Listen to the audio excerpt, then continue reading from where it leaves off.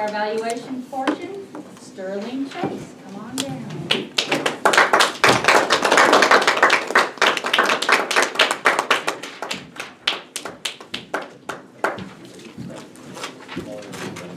Thank you, Madam Toastmaster. For the Master Evaluator, we need to get the first evaluation. The evaluator is Bruce.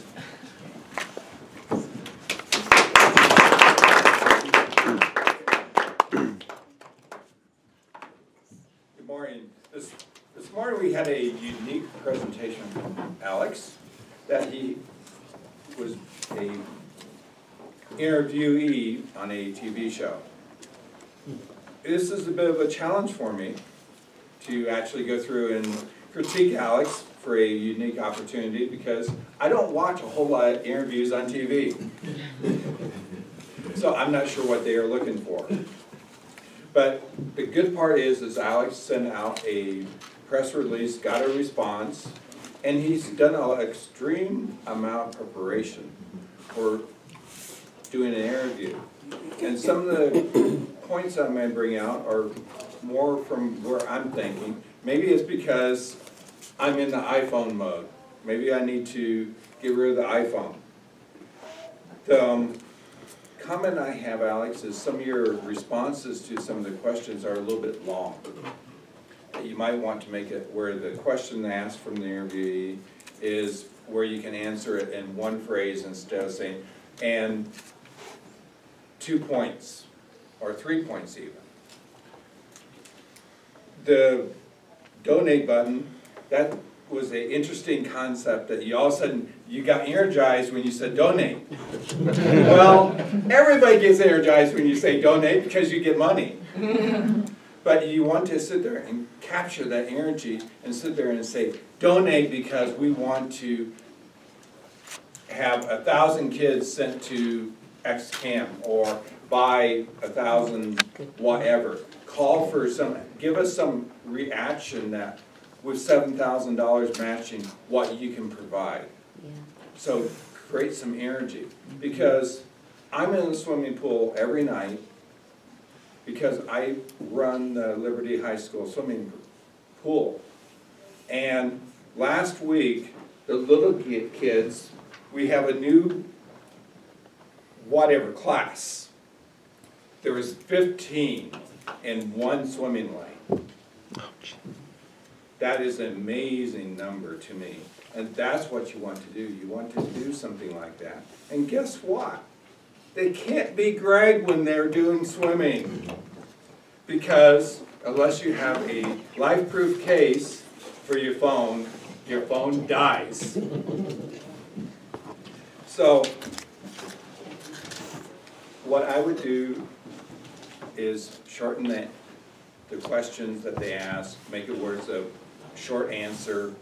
And the other comment is, and I realize you have already prepped it and everything else, is I still remember the one summer when my daughter realized she had to learn how to swim because we camped next to the lake. There was the platform out there in the middle. She wanted to go to the platform. That was the thrust to get her to go and learn to swim better. So that's what I do, is call for action.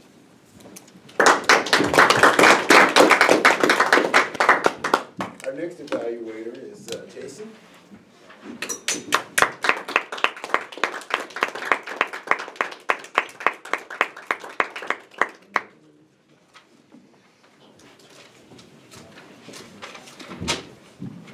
Madam Toastmaster, fellow Toastmasters, and guests, I'm evaluating Tim Figge and the perilous topic of guns.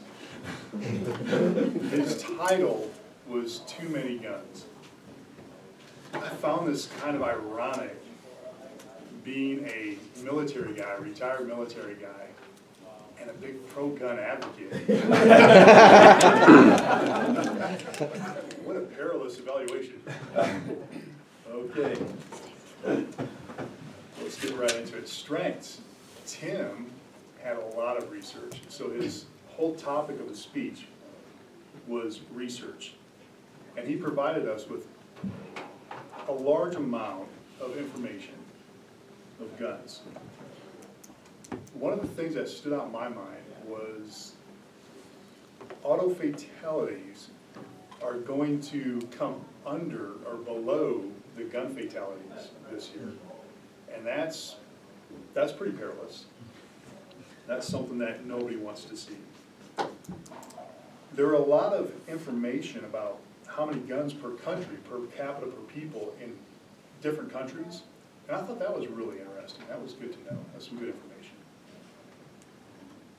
information. Looking at all sorts of different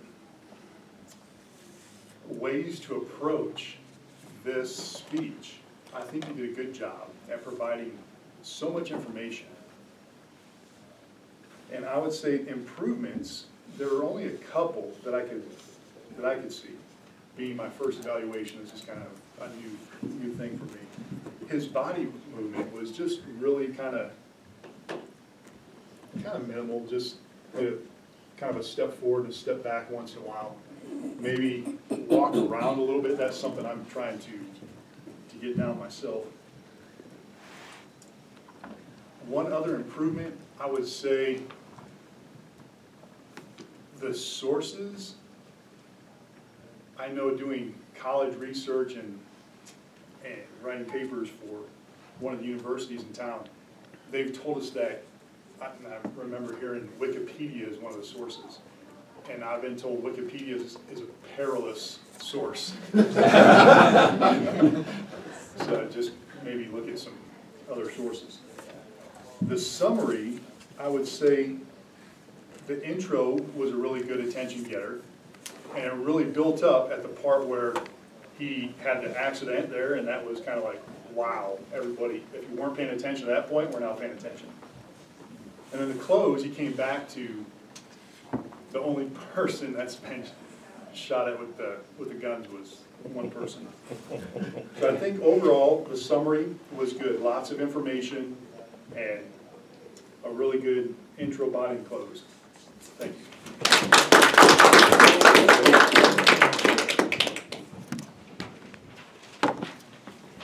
And our last evaluator is Bryan.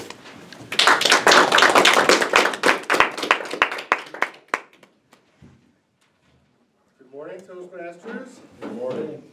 A lot of great speeches today. Greg, excellent job. You started out with a great verse from the Bible, right? And then you kind of went into your organization, what you're going to say, tell us what you're going to do, say what you're going to say, tell us what you told us. You did a great job at that. You had an excellent assistant who does very well for you.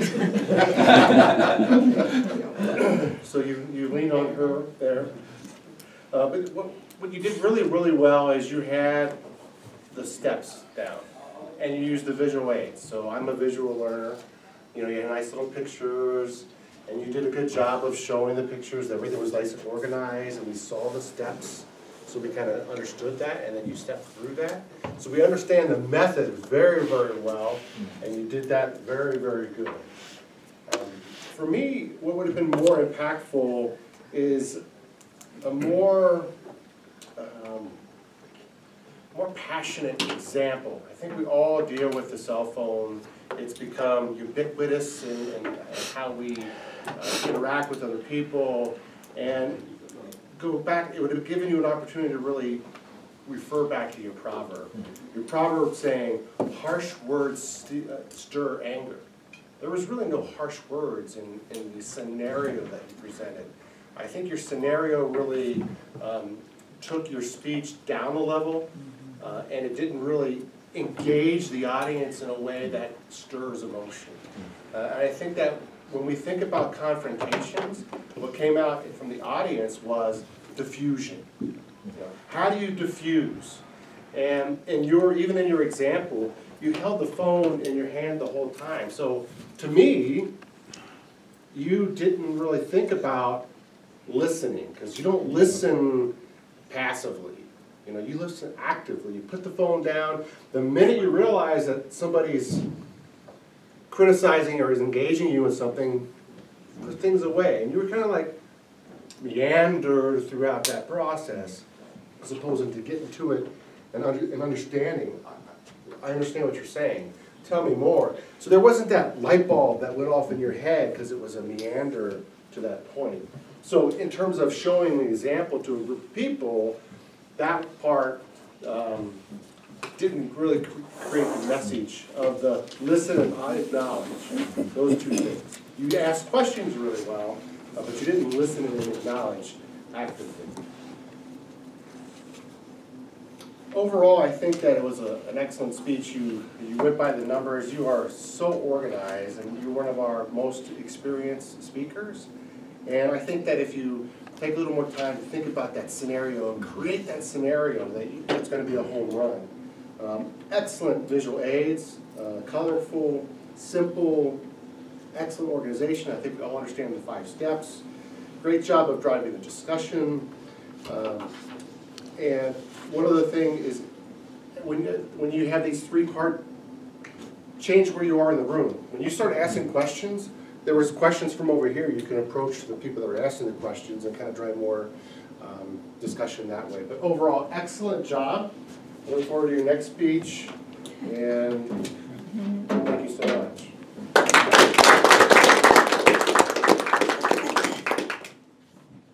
Fantastic. That was report. Yes, Mr. General Evaluator, Bruce was at 319, Jason at 311, and Bryan decided to add another point and went to 345. Wah, wah, wah. So unfortunately, Bryan doesn't qualify. Vote now!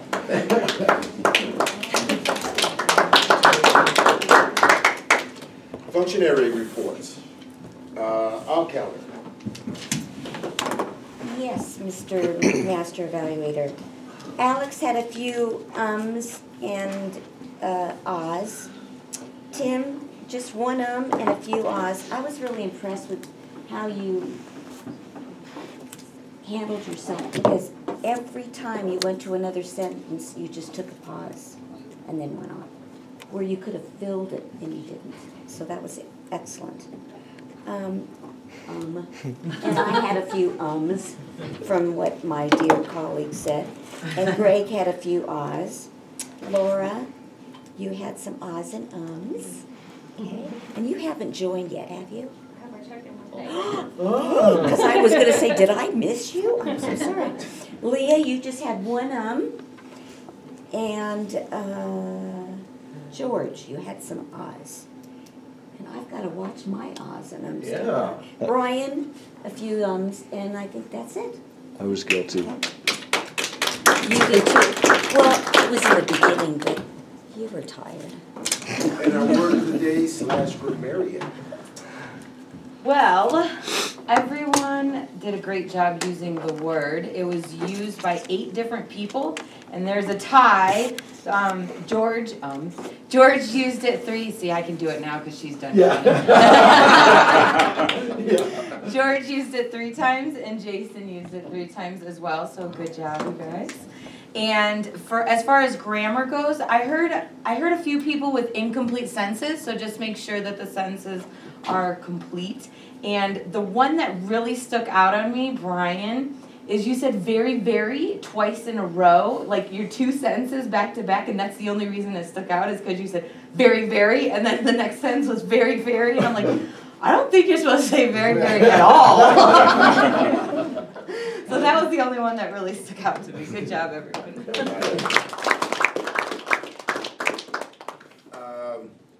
My perilous chore of being brief. Meeting was outstanding. Toastmaster, Madam Toastmaster. I didn't get a chance to really find out what I was to do, but you came right up and it was boom, it was there. So that was awesome. That was awesome. The construction and of course everybody is so overwhelming. Awesome to help out when it's needed and everybody gets in and everybody gets greeted. I think it's, I'm a very happy camper here. So, I'll turn it back to you.